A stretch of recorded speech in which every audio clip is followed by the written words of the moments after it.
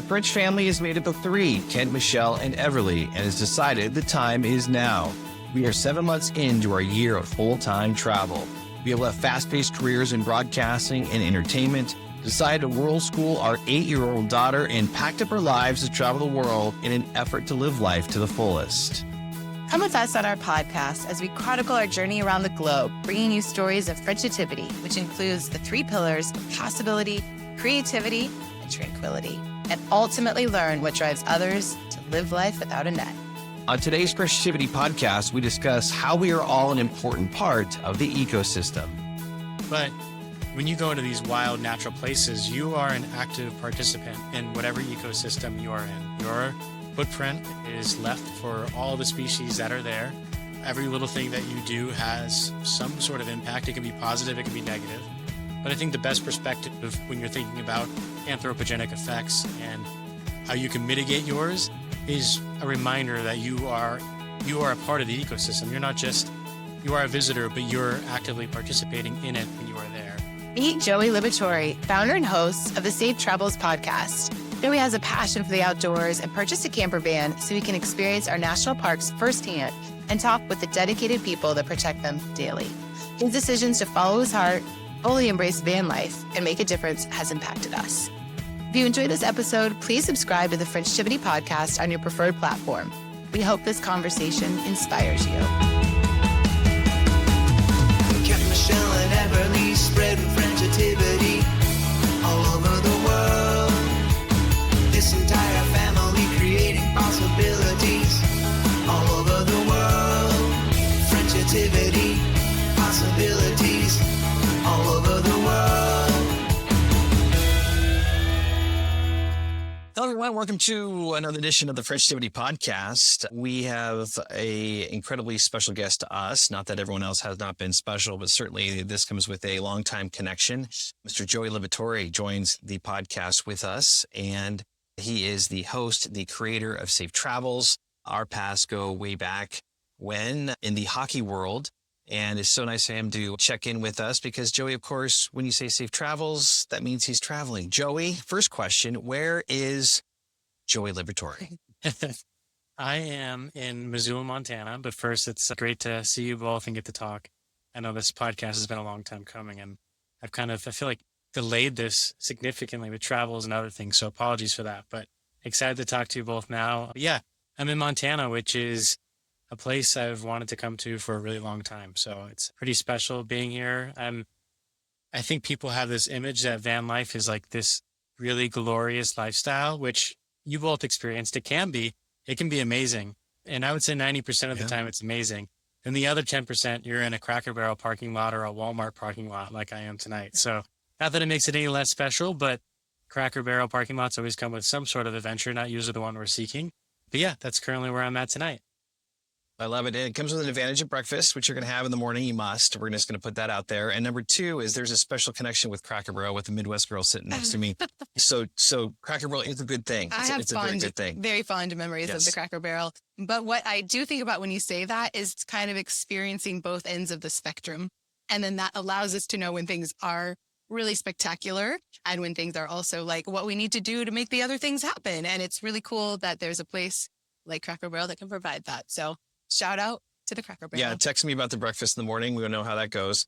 But as we get started, Joey, Michelle has kind of a way to start this podcast with some hard-hitting questions. So Michelle, take it away. Absolutely. Well, Frenchativity is about creativity, possibility, and tranquility. And we love to talk with guests who we think reflect all three of those. And you certainly do. And before we dive into all the aspects of what Safe Travels entails, we'd like to talk about what it takes to make a bold move when things are quite comfortable, seemingly pretty good, but what you leverage and what you really kind of bet on yourself to take on a new adventure and a new challenge. So what have you leveraged to create what you are now in the process of creating? Yeah, I mean, I think I've always been a storyteller at heart. It's always been what I wanted to do. Ken talked about us meeting in the hockey world, both on the broadcast side.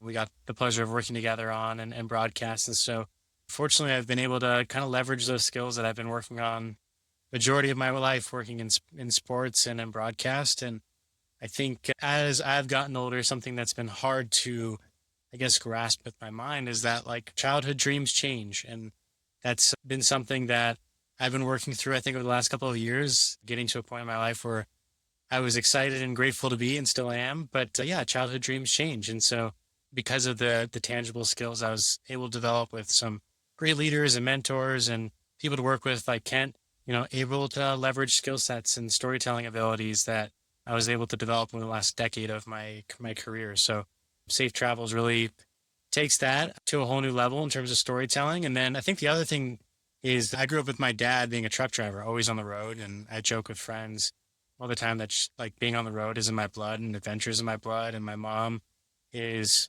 a huge fan of storms. There's this thing in Arizona called a haboob, which is just a giant dust storm. And it's crazy. Wait, a haboob? A haboob. Yeah. Haboob. Yeah. If you're unfamiliar, Google that and just type in Arizona and you'll see it. It's like, it looks like the Dust Bowl, like the photos you saw from 100 years ago of the Dust Bowl. That's kind of what it looks like. I don't think they're as prominent nowadays in Arizona. I haven't heard a lot about them recently, but they're these giant dust storms that form out in the desert, kind of blow in through the valley. And everyone kind of avoids them, but I always remember my mom would like get in her car and drive into them and like experience them that way. And so anytime I'm on the road and I'm driving through a storm, I always think of her. And I'm lucky with two great sisters who are adventurers and like to hike and stuff. So I'm kind of leveraging all those memories and kind of things that my family loves too. So it's, Safe Travels is fortunate because I get to tell some really unique stories, or more or less I get to listen to really unique stories, but I also get to experience my family in a really cool way when I'm out on the road. Very cool. A beautiful way to integrate all of the fond memories, the traits that you've been taught and connecting back. So let's take it back a level for people that are not fully aware yet. What is Safe Travels? What's your hope and dream to accomplish through Safe Travels? What is Safe Travels? Yeah, Safe Travels is the best place, in my opinion, to hear from the park rangers about our national parks. I got into the national parks during COVID. I was sad, like a lot of people during that time, and went to my first national park. I went to Zion National Park in Utah. At that time, too, I came to faith, and a lot of people in my church told me the best way they experienced God and their faith was by going out into nature and seeing the real world things that, God created. And so I did that by going to Zion, and definitely resonated with me, everything that my church had told me. And every summer then from the next couple of years, I would go out on road trips and go to different parks. And I went to Grand Teton National Park, which I'm not terribly far from right now. It's like my little favorite corner of the world in northwestern Wyoming, just outside of Jackson Hole. And I spent a lot of time with a park ranger who was preparing me for a little backcountry trip. And he was teaching me all about the difference between grizzly bears and black bears. And I left that conversation grateful for his time and, how much knowledge he was able to give to me. But I also left kind of shocked at how little I knew about the parks and all the anthropogenic effects that are facing the parks and are, damaging ecosystems, and how people are inadvertently killing bears just based on, not knowing the proper protocol or manners around bears.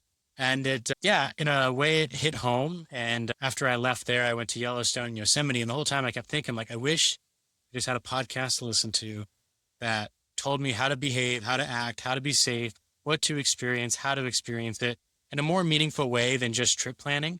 I think there's a lot of really great podcasts and YouTubers out there that'll tell you the best hikes, the best things to do, the best things to see. But I guess with our podcast, we really tried to tell like unique stories. Like I'm in Glacier, or just outside of Glacier right now in Missoula, as I mentioned. And in a couple of days, I'm going to meet with a pollinator expert. And we're going to talk about the Western bumblebee and talk about how important the bumblebee is to this environment and literally our food source. They create a lot of the food that we enjoy today. Without bees, I think I read something that we wouldn't survive even a month without bees on the planet. So that's the kind of conversation that, I look for with the podcast is, things that we might not necessarily look for when we go to the parks, but mean a whole lot. And so when you go to the parks, maybe you have a deeper appreciation for all the little things that you're noticing around the park, and feels more like home, and it feels more real than just like this picturesque, beautiful place. So that's kind of what Safe Travels is just to encourage people to go outside and enjoy it.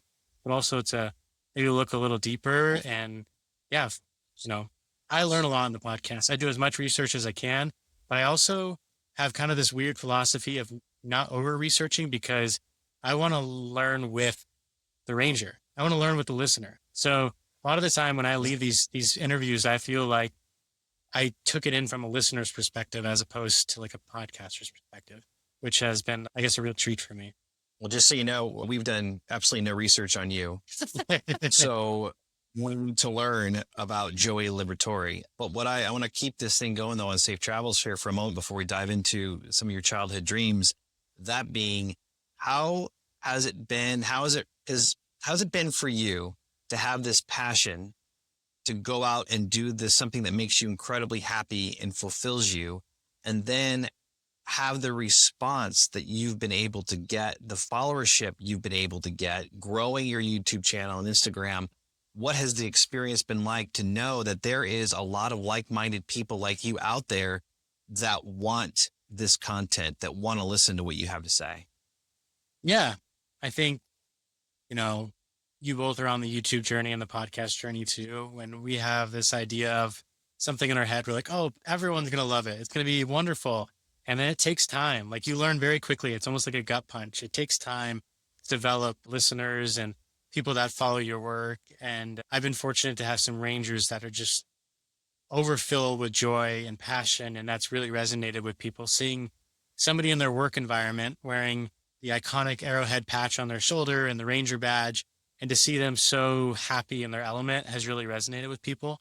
And I think that's been really cool. My sister always says her favorite part about the podcast is just that she gets to learn, like, there's so many jobs at the Park Service and so many people doing different things. And it's unique to learn about that, like that there's so many cool career paths out there for people to explore. But yeah, I think it's no secret that Park Service is incredibly important to the American people. Oftentimes it's referred to as America's best idea, is the creation of the Park Service. These lands that the national parks are on, national parks, national recreation areas, national, you name it, monuments, etc. There's different, segmentation of these parks. They're all public land, Bureau of Land Management. All this land is public land for American citizens to go and enjoy and appreciate. And that's a benefit that we all have to get to enjoy. And so I am super grateful for everyone that listens. But, when you go out into the park and you see all these people that are enjoying the park, it's no secret that, people love these parks. And so I think that's where my passion comes from, of like wanting to put out education so that people have an even deeper understanding of where they're sitting or where they're standing. And not just from like a geologic perspective of like this glacially formed mountaintop, but also like the people who walk those same footsteps before you thousands of years ago, and like the resources that we can learn from native tribes that have existed since time immemorial in these sacred spaces, how we can like put ourselves in those shoes and understand how they survived in these extreme places is so cool. So yeah, so for people to take on this content, I think I appreciate, because yeah, like I mentioned earlier, it's not just like, these are the cool hikes, these are the cool things to do, but like people are investing in like taking a step back and appreciating like everything that's gone into this area, all the people that have put in work in this area. I think that's what's really, really special about people taking in this content. How long has Safe Travels been in existence now? Are we at a year? Yeah, we're at a year. Yeah, it started with Grand Canyon a year ago. If you're a motorcycle whizzing by, that's a Cracker Barrel parking lot. But yeah, but yeah, it's been a year. So it started at Grand Canyon, kind of like the pilot park. And then, yeah, we've been to, I think, all other parks since then. And on this current trip we're on right now, we're going to quite a few parks, which is exciting. But yeah, a year. It's hard to believe, but it's been really fun. That's a lot. Congratulations on the year. That's fantastic. Yeah, that's amazing. Absolutely. And like what you're explaining too, that you have this idea that then is reinforced by people actually responding positively. But in addition to that, how you gain from every conversation as well. Like you're going in as the curious participant, and that translates in our experience by listening to the content that you put out, educational, eye-opening, and taking those wisdoms that we have from so much time on our travels now. We travel to places that have such history, and the way they storytell some of that. And then we think and we know that our nation is so young and also has this like vast amount of knowledge if we take the time and take, the opportunity to visit some of these parks that can tell a story that none of us have necessarily heard translated verbally. So for us, I feel like that's part of what you do is help translate what's been happening, what an amazing history we do have geologically and otherwise, and letting us digest that. Otherwise, it's a bit overwhelming, in my opinion, to be like, how do you even visit a national park? So I think that service that you're doing makes it even more interesting. So you've done it in a really very cool way. Thank you. It's funny you say that too, because, and when I say there's other podcasts and YouTubers that like focus on trip planning and the trip experience, there's nothing wrong with that. And when I say that, I did a podcast with an amazing ranger. Her name is Karen Hinker. She's been at Canyonlands and Arches, I think, for 3 decades. And she kind of described that she's like, if you're coming to the parks to get your Instagram photo and like be able to send it to your friends and family, that's great. But there's a whole different other experience that people can have beyond just photos. And that's kind of investing in the American story and understanding like this geological timeline of everything that's gone on. And some of these places are hard to wrap your brain around. There's this great podcast called The Wild. Chris Morgan, who's from England, hosts it. He lives in Washington now in the North Cascades region, which is a beautiful area up there near Canada. And he did this podcast just a couple of days ago for Earth Day. And in there, he was talking about like 4.6 billion years old. Like we hear that a lot in the parks. Like when you go to Grand Canyon, you're looking at rocks that have been formed over a billion years ago, over several billion years ago. It's hard for us to imagine. So he said he read this poster in England once that basically summarized everything into 46 hours is how it is. And he basically breaks down like Earth's history in 46 hours. And 30 seconds ago, the Industrial Revolution just happened. And then, we're at where we are now. Dinosaurs existed 1 hour ago and they went extinct 30 minutes ago. And it kind of breaks down Earth's history in this like really digestible way that makes you understand where our place is on this earth. And that's something I try to remind myself all the time is like, how blessed are we that we can go to Arches and see thousands of arches standing? And how blessed are we that we can go to Grand Teton and see one of the youngest mountain ranges in the world that just so happens to almost already be 14,000 feet. In 1,000, 2,000 years, there might not be any arches left. They might all be eroded down to the next layer below that and look completely different. So like, I think that's such a cool way to look at the parks is like the little speck of time that we exist in, we're only ever going to be able to see that because the next generation and the generation after that, they're going to be looking at different landscapes throughout time, which is really cool. So cool. And talk about being in present moment. We talk about that so much on our journey that there's history and there's what happened yesterday and a long time ago that we can appreciate. And then there's whatever will happen tomorrow, the days after. But really all that matters is this moment we stand in now. And when we're looking at nature and we have our feet rooted in the ground, like that is the moment that we can really be like, this is now. This is me as a human in this moment. And I think you're doing a really cool job of kind of showcasing that as well, that like how small we are, which is okay, but a lot for us to realize. Like you really have to check some ego to be able to appreciate certain ways in certain places that we're a small part. However, we make a huge impact in what happens. We are a huge part of the process, as you also address. So I'm kind of curious as far as that goes, you touched on it, like us as humans, our role that we play, how we can be participating in making good choices when we visit parks, et cetera. So I'm wondering if you could expand on that a little because we're so small, yet we have a huge impact. So what have you learned about that? Yeah. I mean, I always say in our podcast, my favorite thing about like going to parks is like, you might feel disconnected from Earth when you're in your bubble that you live in. I certainly do when I'm back home in California and you're surrounded by metropolises and cement everywhere and freeways and horns and sirens. But when you go into these wild natural places, you are an active participant in whatever ecosystem you are in. Your footprint is left for all the species that are there. Every little thing that you do has some sort of impact. It can be positive, it can be negative. But I think the best perspective when you're thinking about anthropogenic effects and how you can mitigate yours is a reminder that you are a part of the ecosystem. You're not just you are a visitor, but you're actively participating in it when you are there. And so thinking about when you're there, like sharing the space with, whatever environment you're in, take where I'm at now, like I'm deep in the heart of grizzly country. And when I go up into Glacier, that's deep in the heart of grizzly country, which is intimidating and scary. And you would think like, how could 5'8" Joey have an impact on this monstrous grizzly bear that has these crazy claws?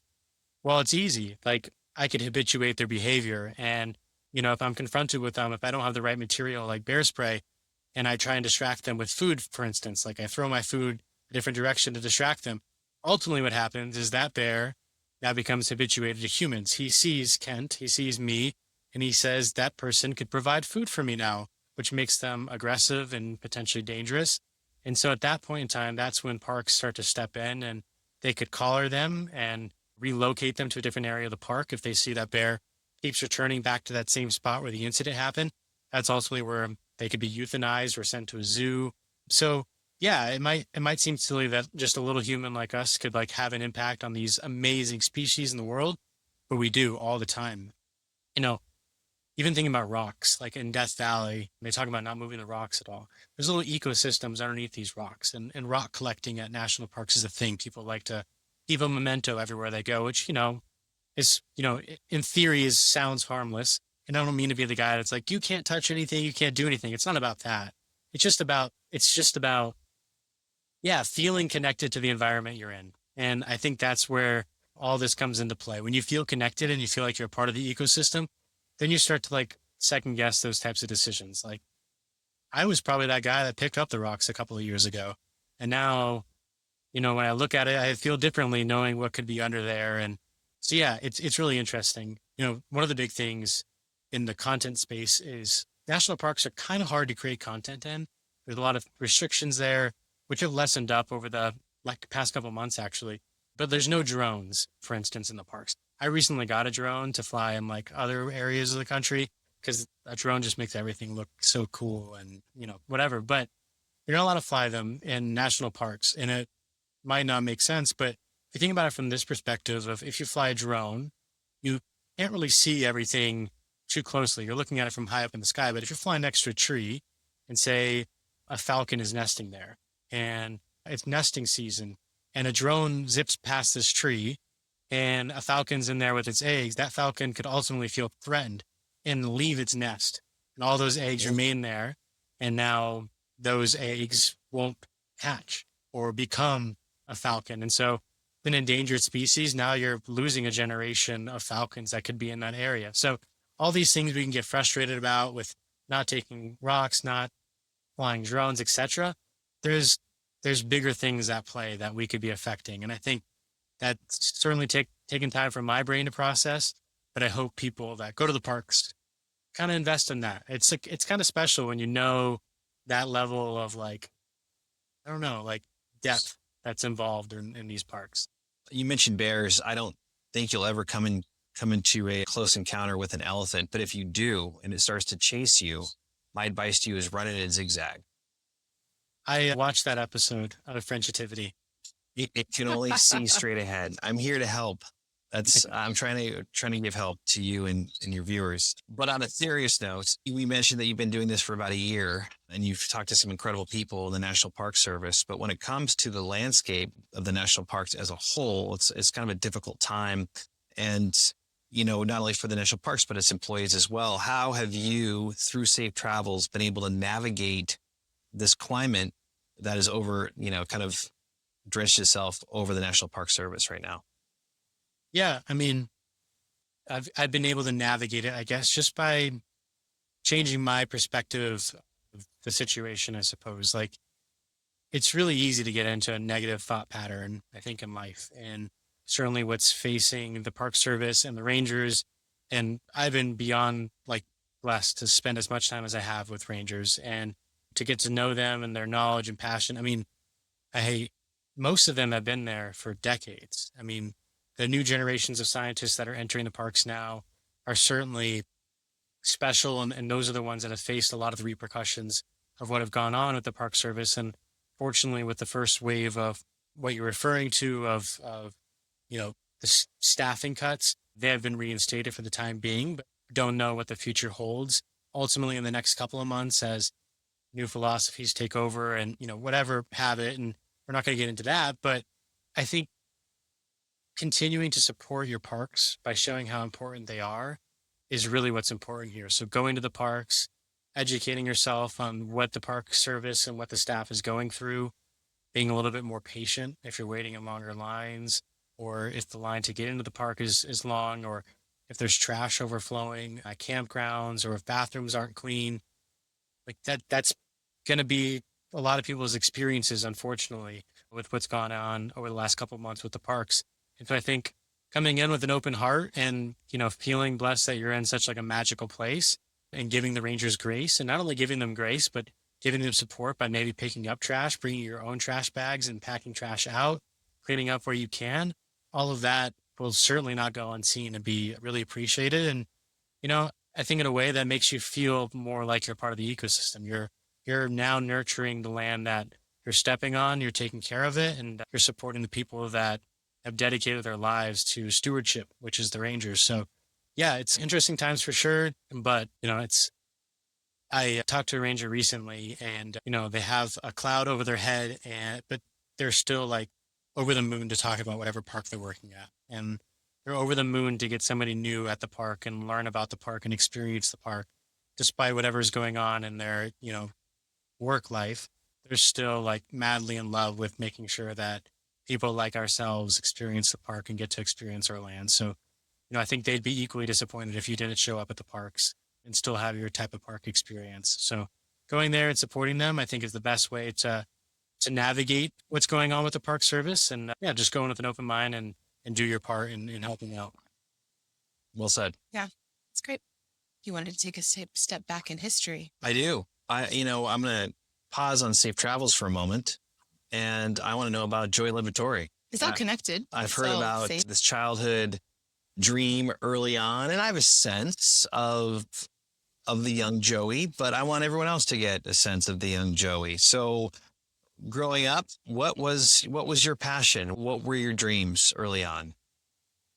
Baseball was my passion. Sports mostly, but baseball. I mentioned earlier, my dad's a truck driver, and so I got a lot of baseball and broadcast experience by listening to the radio and watching TV and reporting back to my dad on games that I listened to or games that I saw. And ultimately, as I got older, I wanted to replicate that experience for kids too, to have that connection with their parents. And so that's why I got into broadcast. I think people have a lot of opinions on this broadcaster, but I grew up on Hawk Harrelson and his stories that he had on the Chicago White Sox broadcast. And so, I remember telling my dad old Hawk Harrelson stories all the time. And so I wanted to be a broadcaster. And I remember graduating high school and getting in a car like a couple of days later with my mom and driving to Johnson City, Tennessee for my first professional play-by-play job with the Johnson City Cardinals, which at the time was the St. Louis Cardinals rookie ball team. So I was 17, 18 and living with a host family in Johnson City. And that was a really cool experience, obviously. Then I went to Myrtle Beach after that and called high A baseball for the Chicago Cubs, who originally gave me my start when I was in high school. I was their spring training radio engineer for like 4 years. I went to a broadcast school when I was in high school. And so I was lucky enough to get that experience. And so I was right on track with where I wanted to be in my career with broadcasting games and eventually reaching the major league level. But you and I both know, Frenchie, it's very difficult, that life and that journey of living in small towns and grinding it out. I mean, there's thousands upon thousands of broadcasters vying for 32 jobs. And to have yourself stand out in that landscape is difficult. Ultimately, that competitive fuel of like trying to beat out other broadcasters and was unhealthy for me. I think I was just so dedicated on moving every year. Like, I can't be in high A next year because I was in high A this year. I have to be in double A. I have to keep moving forward. And that mindset, I think, siloed me from a lot of communities and friends. And I kind of noticed like a shift in my personality of like, it's not about friends. It's not about community. It's about growth in my career. And that wasn't good for like a 17 to 20-year-old kid to silo himself from the rest of the world, to, pursue a passion and dream. For some people that is. For me, it wasn't. I, changed personalities quickly. And so, went to the business end of broadcast and had some great experience with the D-backs and what used to be, sadly, the Oakland A's, now in Sacramento. And then, yeah, the Ducks where we met. So yeah, I've had some really amazing experiences in the broadcast landscape. That's kind of who I've been my whole life, played baseball, kept having elbow injuries, so gave up that dream, which now looking back, hindsight's 2020, probably fortunate to have that injury to move into broadcast. But yeah, I mentioned my mom and my sisters. They're amazing. I'm close with really my whole family, which is, yeah, a great blessing to have. Doogie Howser of broadcasting. Yeah. I think it merits kind of having, a moment to really say thank you for you sharing that parts of that story, because it's full of like ambition and drive and these qualities that serve us so well until at a certain point, maybe they have overserved us or served us in a way that like no longer is actually in alignment with who we are. And I feel like you're really addressing that and finding very positive and healthy ways to say, well, hold on, let me take a pause, which is so rare for any of us to actually do, and just sit with that for a moment of like, what else can I do with this, with my passion, my heart, my skill set that also is the right thing for me inside. So I think that is going to be extremely inspiring to so many people. And I always, really appreciate that you're willing to kind of share, because sometimes we're so ingrained in like, but this is what I'm doing and this is who I am and this is how it is. Then all of a sudden we're like, well, wait a second. Why does it not feel as good as it used to feel? Okay, let me just check back in with myself. And like, this podcast is a lot about that. Like, what was the call? What was the moment where you said, kind of willing to explore this other side, which is scary, risky, full of fear, but like, it's probably worth it. So I think that that's really inspiring and important part to share, that like anytime anyone can kind of take a pause, and maybe it means the thing you're doing is right, but it needs to look different. So first you kind of evolved it one way, and then now you're adventuring in a whole different way. And I just think it's really brave. So we want to celebrate you for that. Well, thank you. I appreciate that. And I'm sure you could relate to this motherly intuition. I remember when I was going through this whole journey and being on the East Coast away from my parents, my mom was the one who always said she was proud of what I was doing, but deep down in her, she had this gut feeling that I was growing up too fast and that it would eventually catch up to me. And she was right the whole time. I mean, I went to college online. I graduated in college in 2 years. I took 24 credit hours a semester to graduate as fast as I could while I was doing play-by-play. So I was in broadcast journalism at Arizona State and doing play-by-play at the same time. And I was really just expediting everything to get to the next level. And my mom would always say, like, you're growing up too fast and you're going to miss out on a lot of experiences that you might regret later in life, or maybe not regret, but think about, like, have those what if moments. And, I don't have like regrets per se, but certainly she was right. Like, I grew up too fast in the sense of maybe there are certain areas of my personality that I just didn't let develop or fester because I was suppressing that to advance in other areas. So yeah, really interesting. And then I think, to what you said too, is like, there's also an ego check when you're going through your career, especially when it's your first, like, this is what I'm going to do. And you tell all your friends and you tell all your family, then you go hard at it for 4 years or 3 years or however long. Then you look your family and friends in the eyes and say, I actually don't want to do this anymore. It's like not embarrassing, but like, it's a gut check. Like, it's, they start asking questions like, they're not working out. What's wrong? What happened? What is that? And obviously, it's not embarrassing, but when you're that person going through that career change, you kind of feel, those moments of like, did I let myself down? Why can't I do this when everybody else is able to do it? But that speaks to, we're all individual humans with going through our own individual life experiences, right? So there's no holistic approach to life or career or any of that. Yeah, I personally, your story resonates with me, and we're a little bit apart in age, not much, but you mentioned you mentioned one of 32, and I think that goes through our heads in this industry, and just talking about this industry specifically, and you get caught up in the outside voices, right? You talked about your inside voice and what was so important to you and listening to what made you happy, and you were changing your personality. You weren't Joey. And I think that resonates too with me, because that's all you hear. It's all I hear is, what are you doing? You're one of 32. Why? Why would you do something? Why would you make a change? Why would you take a risk? And I think then it comes into, you mentioned your mom, your dad, your sisters. I think then your family core becomes so important to bring out that inner voice and let that inner voice come out and not be afraid of what all the other expectations and pressures that surround whatever industry that you're in. So I applaud you that you were able to do it at such at a younger age and able to make a pivot to find your true passion, your true north, and follow that.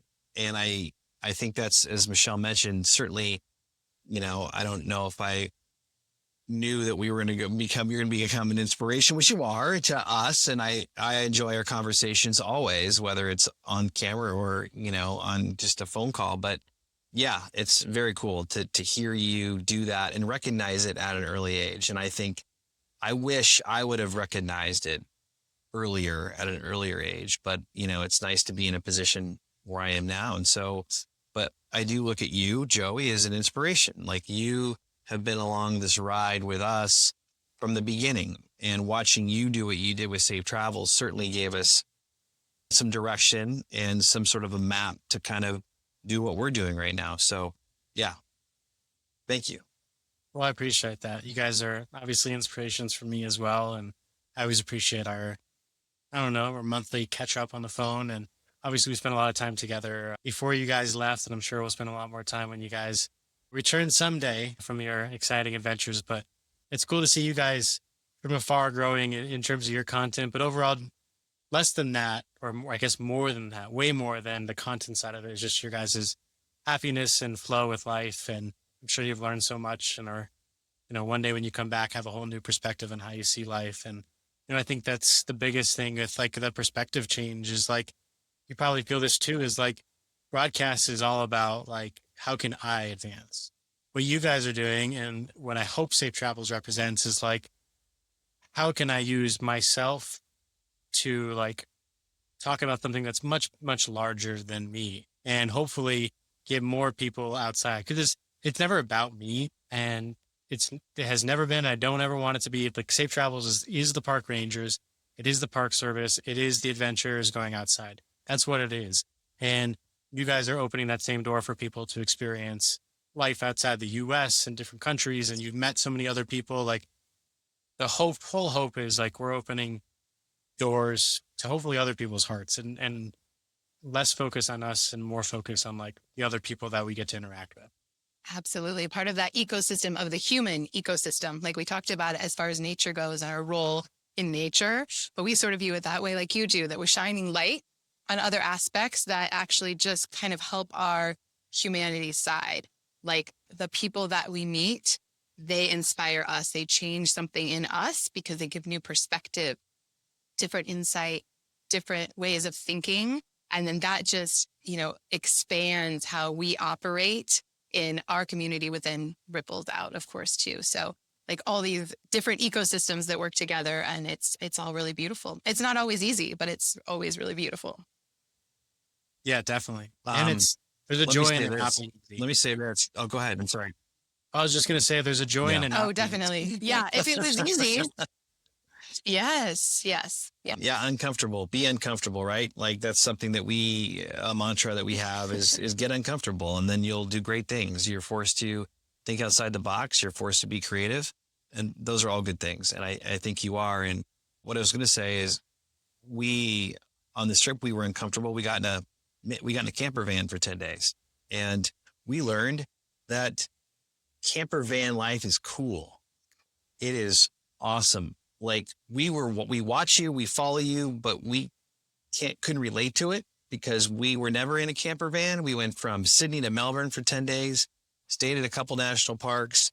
It blew our minds. It changed our view on how we look at the world outside of doors and windows. And yeah, I for those who haven't had a chance to do it, again, we'll keep saying follow Joe and Safe Travels, but van life is real. Camper van life is real. It's an incredible thing to do.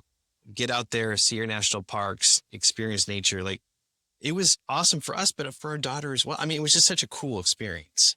Incredible. And then we were able to relate to you of like, oh, we get it. We understand. Yes. On a very small level, and like just beautiful and empowering. However, our ride was not nearly as equipped as yours. And I heard a rumor there's like a remodel or Pimp something. my ride, Joey Can we- Liberatore. can we Talk about it. Talk about your ride. What's going on? Yeah, I mean, the remodel functionally hasn't changed a whole lot in this van.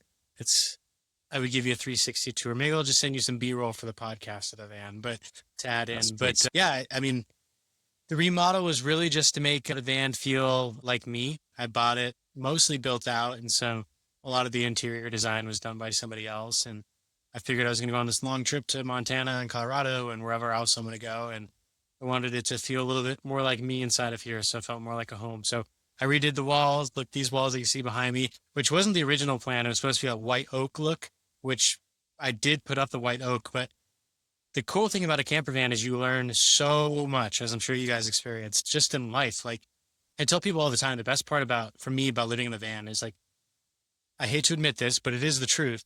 When I'm home, or when I was home, I would turn on my shower and just let the water run for 5 or 10 minutes and then jump in and take my shower or whatever. In the van though, I only have a finite amount of water. And so I have to ration out every single thing that I do, from brushing my teeth to doing dishes to filling up my water, all these little things. And I'm taking those principles when I go back home to apartment living. I feel like I do the same practices. I don't let my water run in the shower anymore. I don't do silly little things and just let water freely go. So same with electricity. I only have a finite amount of electricity in here at any given time till the sun rises back up and I can charge my solar panels. So anyways, long story short, the van teaches you a lot of things, and the walls was no different. So vans, this is essentially just a glorified metal can. And so there's just extreme temperatures in here all the time.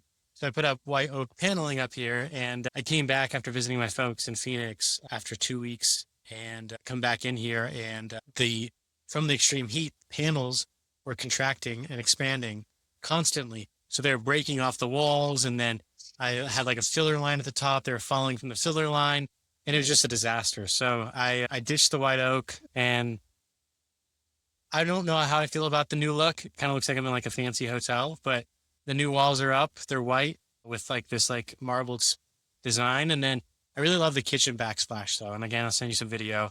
The kitchen looks really cool. That was my actual design that actually worked. That's one of the few parts of the remodel that worked. So yeah, but yeah, the van has everything that I need to live in it probably live off grid for 4 or 5 days without any connectivity to the world, I guess. That's pretty good.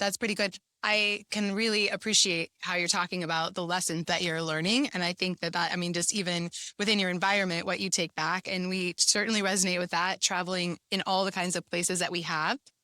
Conservation of resource. We are not in a place that has endless supply of anything, most of the destinations that we've been, and becoming such stewards of that, so conscious of it. And you even talked about it if people visit the parks to take their trash out and do things that just kind of help. So it's all these lessons that we learn, and hoping we can, really incorporate those always wherever we are.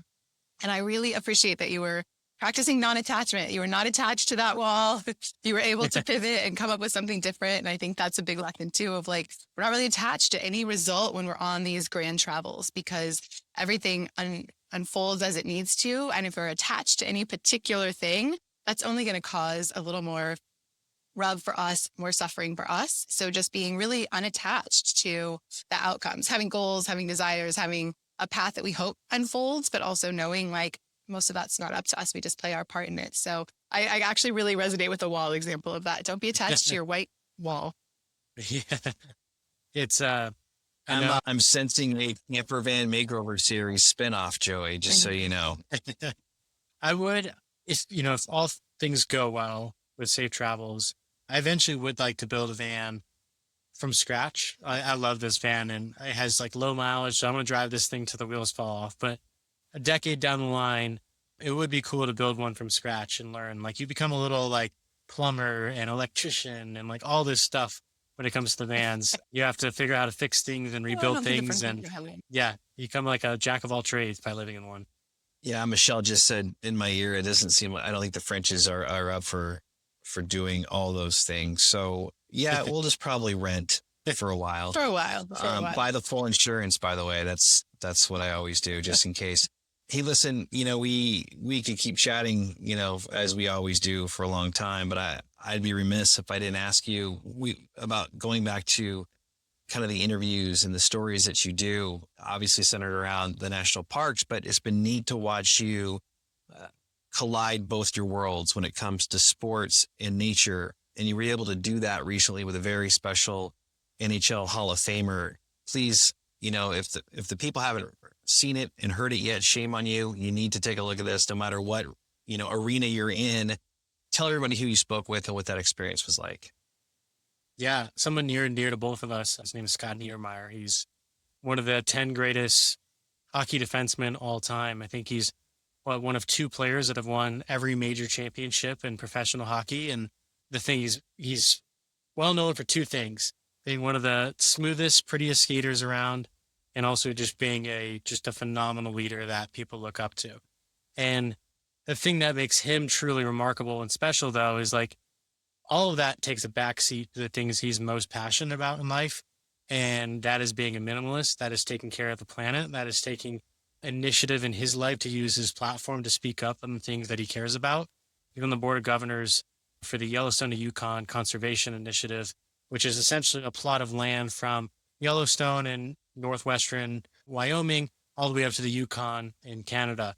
And it's this corridor of like really beautiful, kind of in the corridor right now, actually, of beautiful wildlife, different things that span. And the conservation's initiative is really, how do you bridge nature with all these roads that have, occurred in all these naturally beautiful places that we're just hammering roads through them now. And so their focus is on how we can get wildlife across those roads safely and not habitualize them to the roads. And so Scotty joined the podcast to talk about that and the philosophies and the mindset that goes into that type of conservation. Yeah, I mean, he's a really special human being, and he has, like, in my opinion, the most iconic sports photo of all time of him holding the Stanley Cup at the top of Fisher's Peak in his hometown of Cranbrook, BC. And it's unbelievable, the story of how he got up there. And yeah, Scotty's just a special guy. He said, like, the biggest achievement in his life is not owning anything. And that tells you kind of everything you need to know about Scott Niedermayer. Mm-hmm. Yeah. And I remember you said it was refreshing for him just to talk about another passion of his, and maybe one of the bigger passions in his life, which is nature and conservation. So I think that was very, very cool just to have, because you have that kind of a sports icon in front of you, and all you want to do is talk about, oh, what about this moment in this game, in this period, and this, whatever it is. But it was cool that that's what the focus was, and we got to learn something else about Scott Niedermayer. And I know he appreciated it. I know you did, and I'm sure all the viewers did as well. Yeah, I hope so. It was certainly a blast. And touching on something Michelle said a little earlier too, like in the podcast, he kind of talked about the maturation of his own life of like, he used to, when he was, in the NHL and, hockey players and, sports athletes, it's no secret they get paid a good amount of money. And he talked about how in his life, he maybe at one point idolized material goods too much and kind of invested in himself in that way in his life. And over time had realized that's not like the way he wanted to attack his life with his money. And so it's cool to see like the maturation of his thought process when it comes to material goods, how he wants to leave the planet, what he wants to own in life, what he doesn't want to own in life. Yeah, just he's just a special human for people to look up to, and about like the most humble person you can probably find on the planet. He's always kind of walked the walk, right? How did he used to pull up to practice? In a Honda carbon dioxide car or something, and he was driving a Prius with his brother. Chris Pronger. I wish I had video of that. I wish you had video of that. I wish you did. Oh, God. The 3 of them would pile out of this. He has always walked the walk. Fantastic. It was fantastic. I know we could talk further. We could talk forever. Do you have anything else for the Joey? I have one final thing. Just maybe it will kind of bring it full circle. I really appreciate when you say that, the time that you found the national parks and you kind of found faith for yourself. I'm just curious how you implement that still. You're on the road, so you're maybe not with your home church all the time. Obviously, nature is also, as a lot of people have said, is their church sometimes. So I'm just kind of curious how you're still able to celebrate that. And when you're not in community of your specific church, how you're still implementing that for yourself. Yeah, that's a good question. That's actually part of kind of the process of where I want Safe Travels to grow into. So I have the podcast right now at the Rangers, and then I do other stuff. Like I've kind of changed my format with like these cinematic like areas or footage of like where I camp, and these kind of like storytelling type vlogs, which I released kind of the first version of the new direction I want to go today. But that direction, ultimately, I want to proclaim my faith through my videos, and kind of want it to be a big part of my mission is that, and certainly experiencing my faith in nature and with different people. Like the thing that I loved in the church that I came to faith in was it's a Presbyterian church in Berkeley, California. And it was an amazing place because it was super intergenerational. It was on a college campus with some college kids, but it was also just like a wide array of age groups that were in there. So like I got to kind of learn from people who were walking faith actively with God, with people my age, and see how like they were perceiving God's word to them. But then I could see like how God played a role in like the other generations in the church. I thought that was so cool. And on the road, I kind of see that, but like I can see like the faith that people have in different regions of the country, which I find really interesting. And so this Sunday when I'm in Whitefish, Montana, like, hopefully I'll find a church to be able to go to and experience that. And yeah, I think that's the neat thing to me about faith is like we all experience faith in God in different ways, and we all have our own relationship with him. It's a one-on-one type relationship. And so to see how other people are experiencing that one-on-one relationship is really cool. I find it really fascinating. And it helps me like if someone once told me that they were in a rut in faith, and the only time they're experiencing God currently in their relationship is when he would yell at him on the 5 traffic on the freeway. And I always thought that was funny because like it's a cool way of like putting a perspective of like we all have these like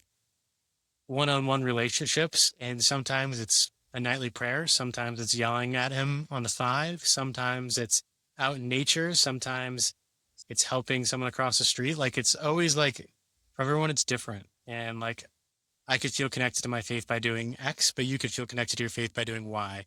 And yeah. So anyways, it's cool to see that out on the road, like different regions, different people, different cultures, all experience faith, whether it's Christian faith or whatever they're practicing. It's really unique, I think. My last question for you kind of centers around what you both just touched on, but you just released a new, as we were doing this podcast, you just released a new video on your YouTube channel. But what's next for Safe Travels? What direction will Safe Travels be going so we can all make sure we tune in and follow your journey? Yeah. I mean, we touched on earlier the uncertainty of like the Park Service right now and what's been going on. I think this kind of in life, you kind of determine your future based on your perspective. And I've been kind of thinking about it. I'm like, I could like switch directions for the time being and wait for things to get better. But ultimately, I think education on the parks is more vital now than ever, and appreciation for the parks is more vital now than ever. So the current climate and landscape, I don't think should discourage my work, the Rangers' work, anybody who's out actively in the lands' work. In fact, I think it should inspire them to feel more empowered to go out and explain why these places are vital and important. So I think my work is really going to double down on the importance of public lands and experiencing them and why they're so important for American people. Also, like just people in general. Like you go to Zion, I mean, the amount of different languages that you hear there, like experiencing the park from all across the world is amazing. And you hear that at Yellowstone too. It's like, it's inspiring that people travel all across the world to experience our parks.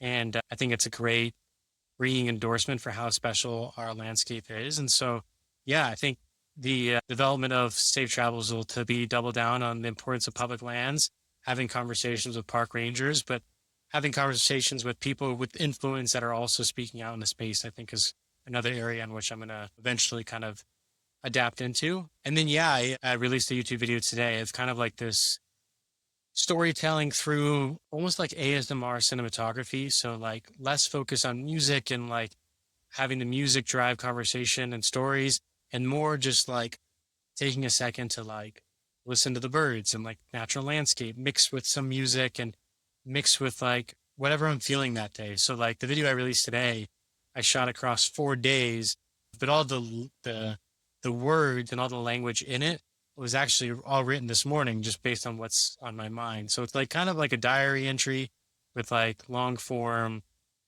I don't know, like soundscape from like public lands that I get to experience. So yeah, I guess overall the strategy, if you will, is just giving people the public land access and encouraging them to go out and experience it for themselves. Beautiful. Well, I can't wait to see the new video. We can't wait to see what's next for Safe Travels. And believe it or not, we did it. We did a podcast with you. It actually happened. It actually happened. Let everybody know. Obviously, we'll have everything as far as your channels, but let everybody know your channels, how they can find you, and what's the best way to follow Safe Travels as you go on this awesome journey that you're on right now. Well, as you both know, Safe Travels is a very commonly used phrase. So if you search up Safe Travels, you're probably going to have a field day sorting through everything that pops up. So the best way that its index is Safe Travels POD, Safe Travels Pod. So at Safe Travels Pod on pretty much every platform. And then, if you just search Safe Travels Pod, it should pop up. You can listen to the podcast anywhere you get podcasts. And then, if you want to like watch the podcast and see the Rangers for yourself, that's on YouTube. And then kind of the cinematic vlog that I just mentioned is also on YouTube. And then, TikTok and Instagram are more just my personal day-to-day life out in nature. So if you want to come hang out, I think as you and I talk about all the time, like creating content's awesome and getting followers is cool, but all that matters is that your followers become part of a community that's bigger than all of us. And we all kind of work together to like spread the things that we want to spread. So hopefully people want to feel like they want to be a part of the community and all engage with each other. All right. Well, beautifully said as always. And well, thank you for being an inspiration to all of us and everyone, hopefully, that is tuning in to watch this. And thanks for being, more importantly, a friend to us and our family. And, again, we look forward to communicating along the way as we both go on these journeys. Thank you for joining us. We could not be more appreciative of you, your insights, your content, your ideas, and your friendship. Thank you. Yeah, thank you. I think that's the big thing. We're all friends together. And that's what matters most. Thanks for having me on. Absolutely. Look forward to safe travels and safe travels to you as you go on this journey. Awesome. Hi, you reached Kent, Michelle, and Everly French. We're unavailable right now, but please leave your name and number at the tone, and we'll get back to you real soon from somewhere around the world.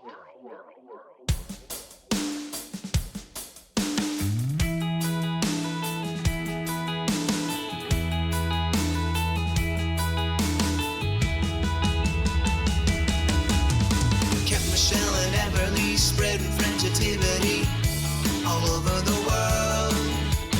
This entire family creating possibilities all over the world. Frenchativity, Frenchativity, all over the world. Frenchativity, possibilities all over the world. Come on, take a ride, take a look inside this world of mystery. It's Frenchativity, Frenchativity, Frenchativity, all over the world. Frenchativity, possibilities all over the world.